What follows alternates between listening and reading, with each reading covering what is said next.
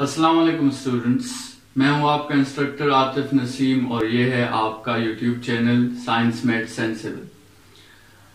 Lecture number 8 में हम सबसे पहले थोड़े से जो है कम्बिनेशन पर कुछ एग्जाम्पल सॉल्व कर लेते हैं ताकि आपको पता चले कि कम्बिनेशन पर हमने मैथमेटिकली किस तरह इसे फाइंड करना है और कैलकुलेटर के जरिए हमने इसे किस तरह फाइंड करना है।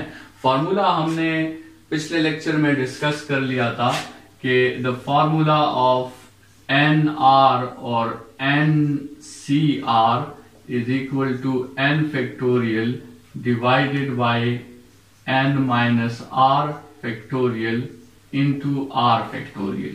ठीक है, इसमें n जो है that is called total number of terms और r जो है that is called the taken amount of terms. ठीक है, so total number of terms and taken amount of terms. तो इसको हम n r इस तरह करली ब्रैकेट्स में भी बंद करते हैं और इसकी जगह हम NCR भी लिख सकते हैं और ये उसका फॉर्मूला है। एक एग्जांपल लेते हैं, let's suppose we have to find 10(2) या 10(c2).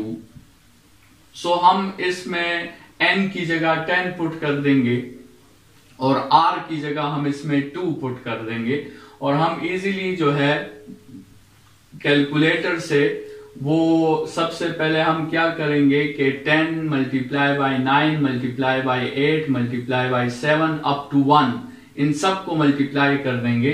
फिर 10 माइनस 2 से 8 आता है, so we will multiply 8 into 7 into 6 into 5 up to 1 और 2 फैक्टोरियल को सॉल्व कर लेंगे और फिर ये इजी डिवीजन है, आप कैलकुलेटर के थ्रू इससे अपना आंसर फाइंड कर सकते हैं।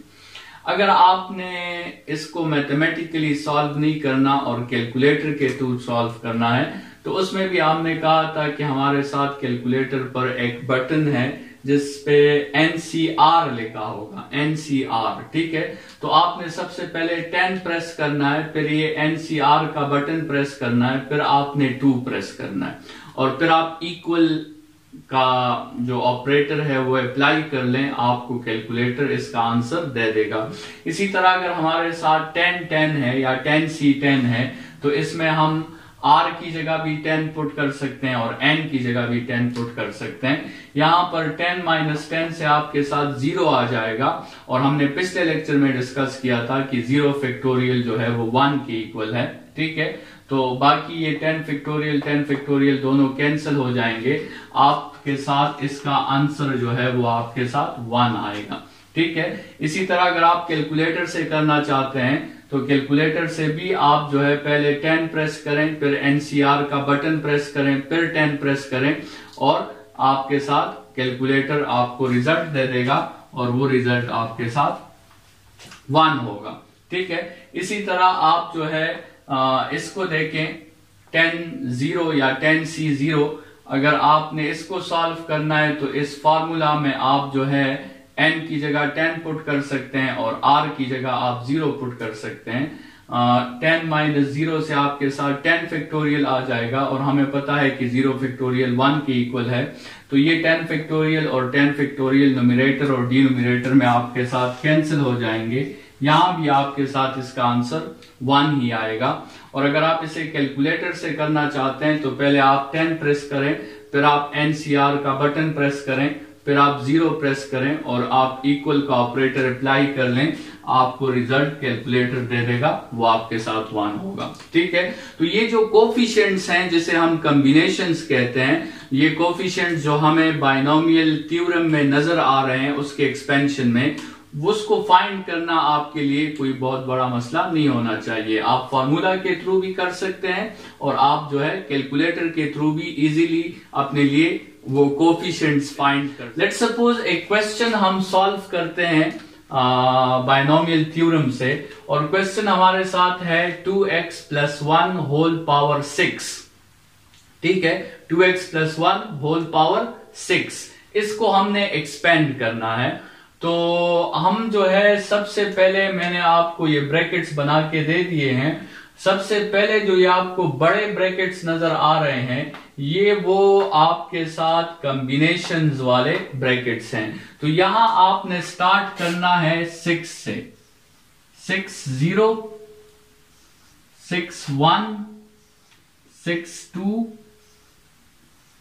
6 3 6 4 6 5 और लास्ट में आपके साथ आ जाएगा 6 6। ठीक है, तो ये सबसे पहले तो आपने अपने लिए कॉम्बिनेशंस का मसला जो है वो सॉल्व कर लिया है। आपने चूंकि पावर आपका 6 था, n की वैल्यू 6 थी, तो n तो थ्रू आउट आपके साथ यहां पर सेम आएगा, लेकिन जो r की वैल्यू है वो 0 से इंक्रीज होगी n तक, 0 से इंक्रीज होगी वो r की वैल्यू और 6 तक जाएगी। ठीक है, तो ये आपके साथ कॉम्बिनेशंस वाले हो गए। फिर ये जो पहला ब्रैकेट है ये a के बारे में है और दूसरा ब्रैकेट b के बारे में है। तो a की वैल्यू यहां पे 2x है और b की वैल्यू यहां पे 1 है। तो आप इन सब में a और b की वैल्यू मेंशन कर सकते हैं। इन सब में आप a की जगह 2x और b की जगह 1 आप मेंशन कर दें। ठीक है, सब में हमने वैल्यूज मेंशन कर ली। अभी हमने वो जो a और b के पावर के बारे में जो रिपीटेटिव नेचर था, अभी वो नेचर हमने अप्लाई करना है। a का पावर हमने देखा था कि वो n से स्टार्ट लेता है और 0 तक जाता है। तो यहां पर भी हम जो है वो a का पावर जो है यहां पर n की वैल्यू हमारे साथ 6 है, तो हम a का पावर 6 से स्टार्ट करेंगे, 5 4 3 2 1 और लास्ट में 0। और इसी तरह b का जो पावर है वो हम 0 से स्टार्ट करेंगे, 0 1 2 3 4 5 6। ठीक है, तो ये आपके साथ ये फॉर्मूला कंप्लीटली तौर पर एक्सपेंड हो गया है और अभी आप कैलकुलेटर्स के जरिए ये बाकी जितने भी सॉल्यूशन है ये आप कर सकते हैं। ठीक है, आप जो है 6c0 को भी फाइंड कर सकते हैं, फिर आप 2 पावर 6 फाइंड कर लें, उसको मल्टीप्लाई कर लें उसके साथ, फिर इसी तरह 6c1 को भी आप फाइंड कर सकते हैं, फिर 2 पावर 5 भी फाइंड कर लें, उसको मल्टीप्लाई कर लें, और इसी तरह इन सब को आप जो है वो सॉल्व कर सकते हैं और आपके साथ एक एक्सपेंडेड फॉर्म आ जाएगा। अच्छा, इस एक्सपेंडेड फॉर्म में आप देखें तो आपके साथ टोटल 7 टर्म्स आ रहे हैं। ये आप देखें 1 2 3 4 5 6 7 टर्म्स आपके साथ मौजूद है। तो और अगर आप a plus B whole square का फॉर्मूला देखें तो उसमें 3 टर्म्स होते हैं। अगर आप a plus B whole cube का फॉर्मूला देखें तो उसमें 4 टर्म्स होते हैं। तो यहां पर a plus B whole power 6 है, तो यहां पे आपके साथ 7 टर्म्स आ रहे हैं। इसका मतलब ये हुआ कि आपके साथ जो पावर होता है, नंबर ऑफ टर्म्स जो है उनसे एक अमाउंट बाय 1 अमाउंट जो है वो ज्यादा होते हैं। अगर आपके साथ पावर 5 होगा तो नंबर ऑफ टर्म्स आपके साथ 6 होंगे। अगर इसी तरह आपके साथ पावर जो है 10 होगा तो नंबर ऑफ टर्म्स आपके साथ 11 होंगे। तो आपने उस पावर के साथ 1 प्लस करना है, उतने नंबर ऑफ टर्म्स आपके साथ आएंगे। और उसका रीजन ये है कि ये जो r की वैल्यू 0 से लेकर 6 तक जाती है, तो 0 से लेकर 6 तक आपके साथ 7 आइटम्स आते हैं, 7 नंबर्स आते हैं, तो इसीलिए टर्म्स की तादाद भी आपके साथ 7 है। ठीक है, अच्छा, इसमें आप अगर एक और रिपीटेटिव नेचर देखें जो आप जनरल फॉर्म में भी शायद आपने ऑब्जर्व किया हो, ये जो a का पावर आपके साथ है, a का पावर, ये अगर आप देखें तो इन दोनों के सब्ट्रैक्शन से आता है। ठीक है, आपके साथ a का पावर यहां 6 है, तो दिस 6 इज एक्चुअली 6 माइनस 0 जो कि 6 की इक्वल है। यहां पर a का पावर आपके साथ 5 है, सो दिस 5 इज 6 माइनस 1। इसी तरह यहां पर a का पावर 4 है, तो दिस 4 इज 6 माइनस 2। इसी तरह ये 3 6 माइनस 3 की इक्वल है, ये 2 6 माइनस 4 की इक्वल है, ये 1 6 माइनस 5 की इक्वल है, और ये 0 6 माइनस 6 के इक्वल है। तो अगर हम इसका जनरलाइज्ड टर्म फाइंड करें, जनरल टर्म फाइंड करें, तो उसमें अगर यहां n होगा और यहां आपके साथ r होगा, तो जो a का पावर होगा that would be n minus r। ठीक है, n माइनस r, जैसे इन सब टर्म्स में आपने ऑब्जर्व किया। और जो b का पावर है, b का पावर असल में r के इक्वल होता है। यहां पे r 0 है तो b का पावर भी 0 है, यहां पे r 1 है तो b का पावर भी 1 है, यहां पे r 2 है तो b का पावर भी 2 है, यहां पे r 3 है तो b का पावर भी 3 है। तो इसका मतलब b का पावर आपके साथ सिंपली किसके इक्वल होता है, r के इक्वल होता है। तो अगर हम इन टर्म्स को देखकर और इनकी जो है नेचर को स्टडी करके अगर हम इसका जनरल टर्म फाइंड कर लें, तो इसका जनरल टर्म कुछ इस तरह होगा, n combination r, a power n minus r, b power r। ठीक है, और ये कौन सा टर्म होगा सीक्वेंस का? देखें, ये जो आपके साथ फर्स्ट टर्म है, इसको लेट सपोज हम रिप्रेजेंट कर दें t1 के साथ। तो फर्स्ट टर्म में r की वैल्यू 0 होती है। सेकेंड टर्म जो है आपके साथ, अगर हम इसको रिप्रेजेंट कर लें t2 के साथ, तो सेकेंड टर्म में r की वैल्यू 1 होती है।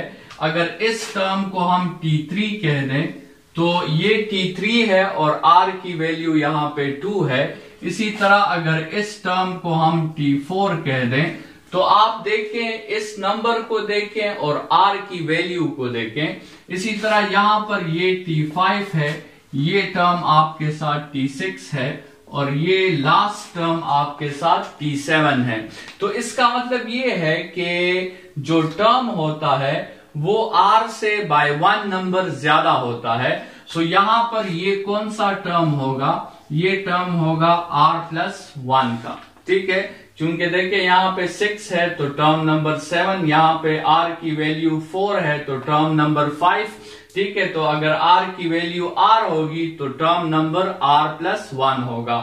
This is known as the general form for any binomial expanded term. ठीक है, ये किसी टर्म को फाइंड करने का आपके साथ फॉर्मूला है। नॉर्मली अगर आप पूरा फॉर्मूला एक्सपेंड करना चाहते हैं तो फिर तो ठीक है, लेकिन अगर क्वेश्चन में बताया गया है कि आप सिर्फ थर्ड टर्म फाइंड करें या सिर्फ फिफ्थ टर्म फाइंड करें, तो उसके लिए पूरा फॉर्मूला एक्सपेंड करने की जरूरत नहीं है। आप ये सिंपल फॉर्मूला भी यूज कर सकते हैं जिससे आप एक खास टर्म फाइंड कर सकते हैं, आपको पूरी एक्सपेंशन करने की जरूरत नहीं होगी।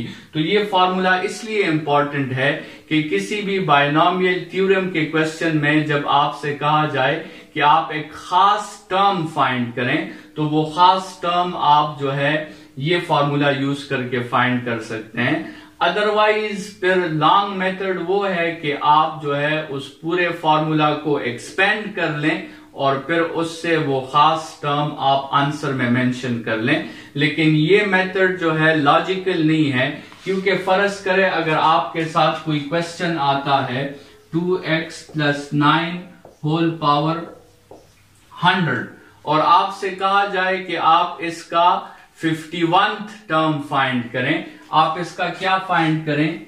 t51। ठीक है, तो उसके लिए अगर आपको ये फॉर्मूला ओपन करना पड़ेगा तो आपको टोटल 101 टर्म्स फाइंड करना पड़ेगा, या आपको कम से कम 51 तक, तो 51 फर्स्ट 51 टर्म्स तो आपने फाइंड करना ही करना होगा। ठीक है, तो उस पे आपका जो है बहुत यूजफुल टाइम वो जाया हो सकता है। तो ऐसे केसेस में फिर हम डायरेक्टली जो है वो टर्म फाइंड करते हैं और डायरेक्टली हम इस फॉर्मूला में वैल्यूज पुट कर लेते हैं। अगर हमने ये क्वेश्चन इस फॉर्मूला के थ्रू सॉल्व करना हो तो हमारे साथ a की वैल्यू 2x है, b की वैल्यू हमारे साथ 9 है, n की वैल्यू हमारे साथ 100 है और अगर आपने r की वैल्यू फाइंड करनी है तो आपने r+1 को 51 के साथ कंपेयर करना है, मतलब r+1 इज इक्वल टू 51, तो r की वैल्यू आपके साथ जो है यहां पर 50 हो जाएगी। तो सारे वेरिएबल्स आपके साथ मालूम हो गए, आप सिर्फ फॉर्मूलाज में पुटिंग करके अपने लिए आंसर फाइंड कर सकते हैं। नेक्स्ट लेक्चर में हम इसको थोड़ा सा और भी एलेबोरेट करेंगे। फिलहाल के लिए इतना ही। Thank you.